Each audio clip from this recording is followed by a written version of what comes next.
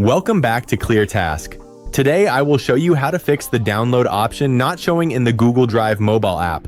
Let's get right into it. First, if the file was shared with you, the original owner might have disabled downloads for viewers. To fix this, simply ask the file owner to update the share settings and allow viewers to download. If you still cannot see the download button, there is an easy workaround. Tap the three dots next to the file and select Make a Copy. This new copy will immediately appear in your My Drive folder.